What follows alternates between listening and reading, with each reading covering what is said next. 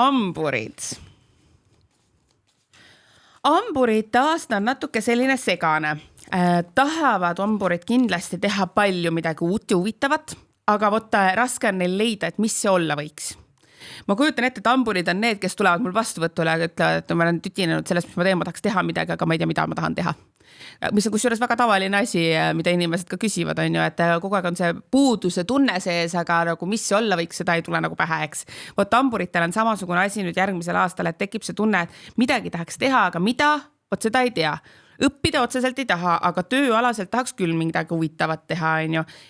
Kellel jällegi on ettevõtlus, siis need inimesed tahaksid, ma arvan, toota midagi uut, mingisuguse uue projekti kallal toimetada või mingisuguseid tooteid välja mõelda, aga kuidagi nagu mõte on takerdunud.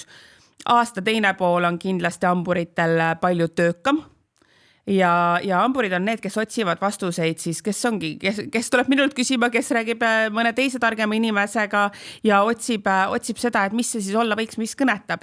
Et hamburitel on selline otsingu aasta, ma ütleksin selle koha pealt natukene, et leida enda jaoks midagi uut ja huvitavat, aga natuke melanhoolsed kipute selle juures olema, et raha tahaks teenida, aga nagu ega ma nii palju ka teha ei taha nüüd siuke suhtumist on näha. Ma just mõtlesin selle suhtumisosa poolest, et kui nad on veidike siuksed negatiivsemad, melanhoolsemad, et siis kas see võib neile tööolukorras ka siis probleeme juurde tuua? Noh, ma ei ütleks, et ta nüüd otseselt probleeme siin toob, aga see on siuke sisemine selline võitlus endaga kogu aeg, et ma tahan midagi uut, aga ma ülemäära palju ka ei taha nagu teha, et selles mõttes, et lõpus see tore võiks ju ka olla, eks.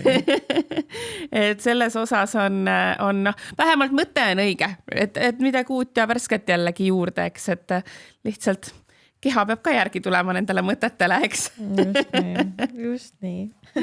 Nii on.